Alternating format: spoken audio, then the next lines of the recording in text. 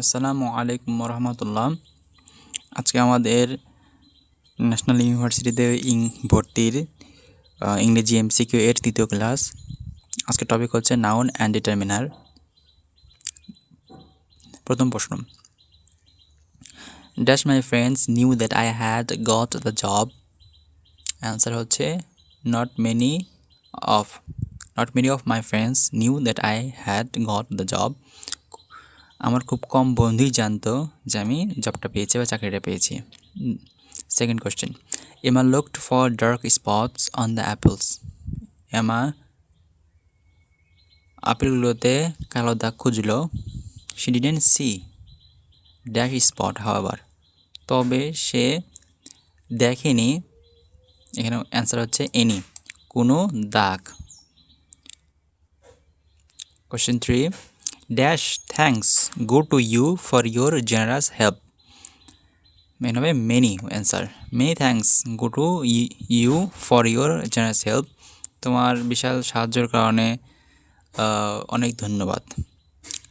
আচ্ছা, 4, select the correct form of the verb to fill in the gap in sentence. এই ফাঁকা জায়গায় সঠিক ভার্বটা বসাতে হবে। The glass on the table contains dash water. এর উত্তর হবে আ লিটল। যে টেবিলের উপরে থাকা গ্লাসে খুব কম পানি আছে। Question 5, what kind of noun is cattle. Cattle এই শব্দটি কোন ধরনের নাউন। অ্যান্সার হচ্ছে কালেকটিভ, মানে সমষ্টিবাচক। ক্যাটেল শব্দ হচ্ছে গরুর দল, দলের মধ্যে অনেকগুলো গরু থাকে, সো এটি হচ্ছে কালেকটিভ বা সমষ্টিবাচক noun. Question 6, we didn't spend dash money. আমরা ব্যয় করিনি। অ্যান্সার হচ্ছে এ মাচ মানি, অনেক বেশি অর্থ। Question 7, after the invention of the computer dash publishers paper hand written manuscript. Computer আবিষ্কার হওয়ার পরে প্রকাশকরা প্রকাশকরা প্রিফার করে হ্যান্ড রিটেন ম্যানুস্ক্রিপ্ট, হস্তলিখিত পাণ্ডুলিপি। তাই এখানে হবে হচ্ছে ফিউ, মানে খুব অল্প সংখ্যক, ফিউ পাবলিশার্স, খুব অল্প সংখ্যক প্রকাশকরাই প্রিফার করে বা অগ্রাধিকার দেয়। আচ্ছা, which of the following is a countable noun.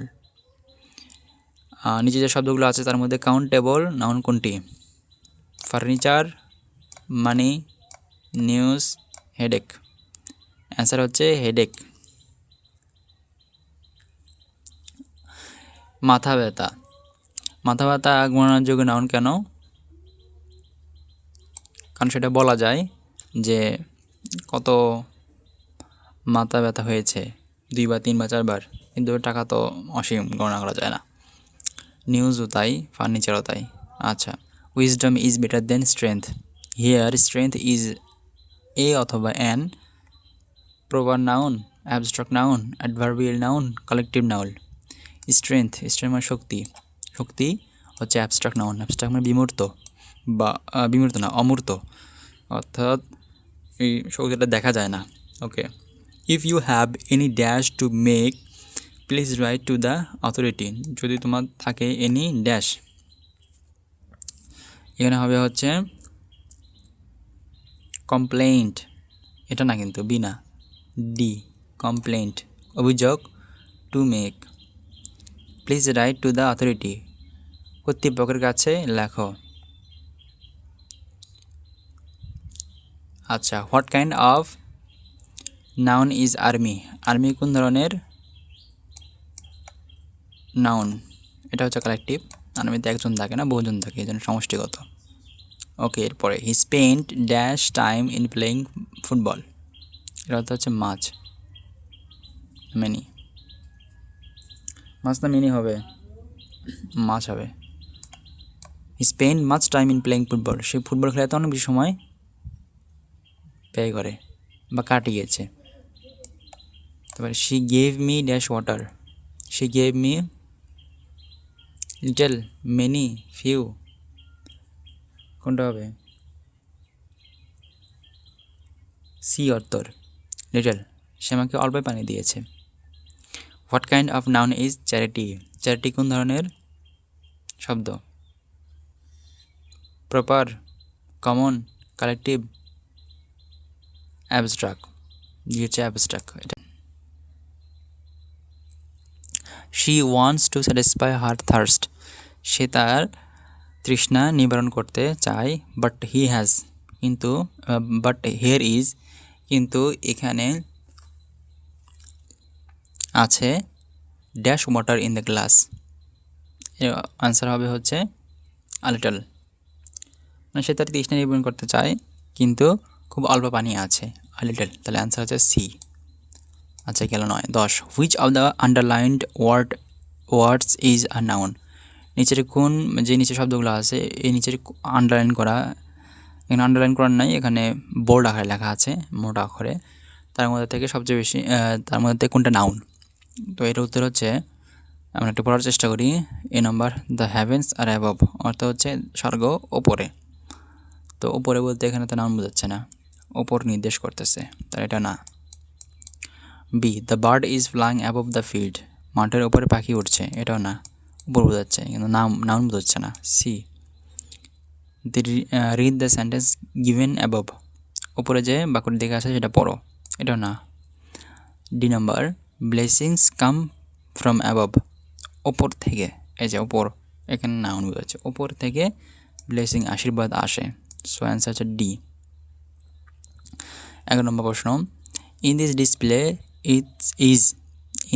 Display is for sale each furniture, each pieces of furniture, each piece of furniture, each furnitures.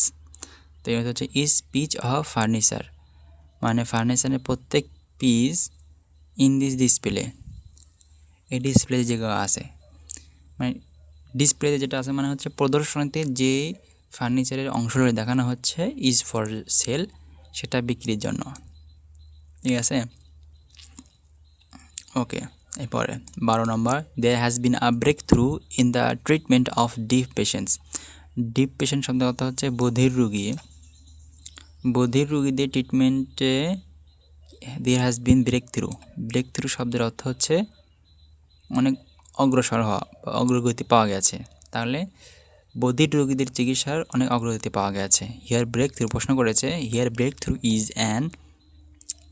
অথবা অ্যান হবে কি, adjective, verb, noun and verb. So answer হচ্ছে breakthrough is a noun.